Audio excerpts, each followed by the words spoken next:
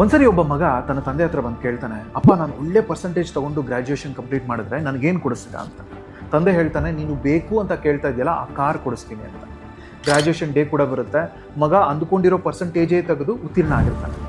ಅಷ್ಟೊತ್ತಿಗೆ ಎಲ್ಲರೂ ಅವರವರ ಮಕ್ಕಳಿಗೆ ಗಿಫ್ಟ್ಗಳನ್ನ ಕೊಡ್ತಾ ಇರ್ತಾರೆ, ಕಾಸ್ಟ್ಲಿ ಆದಂಥದ್ದು ಅದು ಇದು ಎಲ್ಲ. ತಂದೆ ಮಗನಿಗೆ ಒಂದು ಕವರ್ ತೊಗೊಂಡು ಬರ್ತಾನೆ ಪ್ರೀತಿಯಿಂದ ಮಗನಿಗೆ. ಆ ಕವರ್ ಓಪನ್ ಮಾಡಿದಾಗ ಅದರೊಳಗೆ ಭಗವದ್ಗೀತೆ ಇರುತ್ತೆ.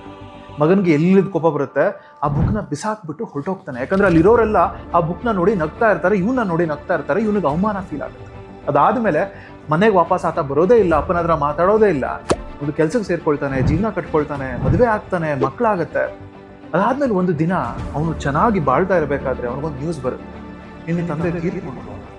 ಮಗನಿಗೆ ಎಲ್ಲಿಲ್ಲದ ಬೇಜಾರಾಗುತ್ತೆ, ದುಃಖ ಆಗುತ್ತೆ. ಮನೆಗೆ ವಾಪಸ್ ಬರ್ತಾನೆ. ತಂದೆ ಇದ್ದಂತಹ ತಾನಿದ್ದಂತಹ ರೂಮ್ಗಳಿಗೆಲ್ಲ ಹೋಗಿ ಬರ್ತಾ ಇರ್ತಾನೆ. ಆಗ ತಂದೆ ರೂಮ್ಗೆ ಹೋದಾಗ ಅವನಿಗೆ ಆ ಕವರ್ ಕಾಣಿಸುತ್ತೆ, ಅವನಿಗೆ ಸಿಕ್ಕಿದಂಥ ಕವರ್ ಕಾಣುತ್ತೆ. ಪ್ರೀತಿಯಿಂದ ಮಗನಿಗೆ ತುಂಬಾ ದುಃಖದಲ್ಲಿ ಆ ಕವರ್ನ ಎತ್ಕೊಂಡು ಅದರೊಳಗಿರೋ ಬುಕ್ ತೆಗಿತಾನೆ, ಭಗವದ್ಗೀತೆನೇ ಇರುತ್ತೆ. ಅದನ್ನು ಓಪನ್ ಮಾಡಿದಾಗ ಹೊರಗಡೆ ಒಂದು ಬಿಲ್ ಹೊರಗಡೆ ಬೀಳುತ್ತೆ. ಅವನ ಗ್ರಾಜ್ಯುಯೇಷನ್ ಡೇಟೇ ಇರುತ್ತೆ ಅದರ ಮೇಲೆ. ತಂದೆ ಅವನಿಗೋಸ್ಕರ ಅವನು ಕೇಳಿದಂತಹ ಕಾರ್ನ ಪರ್ಚೇಸ್ ಮಾಡಿರುವಂಥ ಬಿಲ್ ಇರುತ್ತೆ. ತುಂಬಾ ದುಃಖದಲ್ಲಿ ಕುಸಿದು ಕುತ್ಕೊಂಡ್ಬಿಡ್ತಾನೆ.